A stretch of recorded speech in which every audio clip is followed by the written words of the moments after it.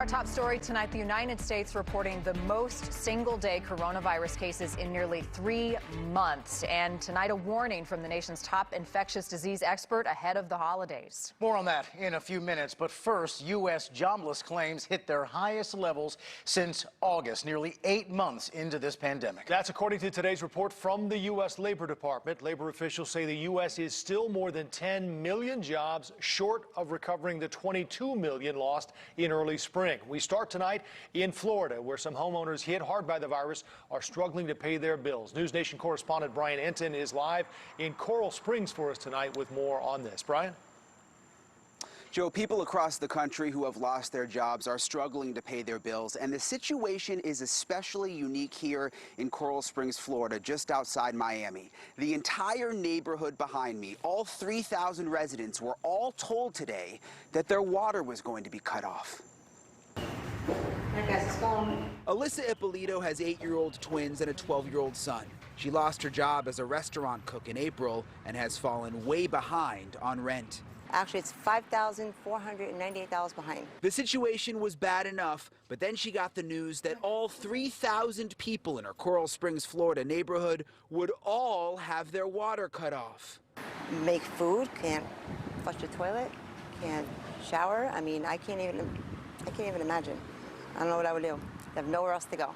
According to Florida State Representative Dan Daly, 25% of the residents in the neighborhood are behind on rent and association dues because of the pandemic, so the neighborhood association could not pay their bills. He negotiated with the private water company and got the neighborhood a 2-week extension at the last minute.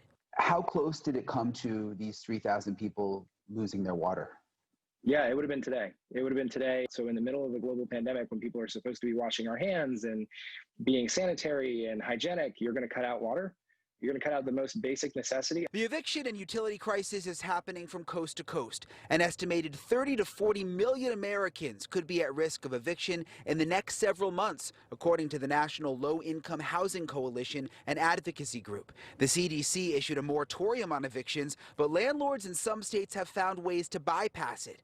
The stimulus talks at the federal level have stalled, and states are forced to come up with plans of their own. The Arkansas governor set aside $4.2 million this month to help struggling families pay rent. To be able to make their rent payment, that helps the tenant, it helps the landlord, it helps the mortgage to be paid. The situation has also been hard on landlords like Maisha Wright in Kansas City, Missouri. She's spent months trying to evict her tenant after she says he had the money to pay rent but used the pandemic as an excuse not to. Brand new car was here. When we pull stuff out, we were pulling out huge furniture, newer things, that kind of stuff. Now Maisha says she's the one worried about not having enough money to get by. Whether CDC or COVID happened, these people are already behind or already had issues in paying and keeping up regularly for this. And back here in Florida, where 3,000 people were set to lose their water today, they've now got that 2-week extension, and residents are hoping they can work out some kind of payment plan. If they can't, the local officials here already have an emergency plan in place. They say they will truck water in so that the people here have access to water. Live in Coral Springs, Brian Entin, News Nation.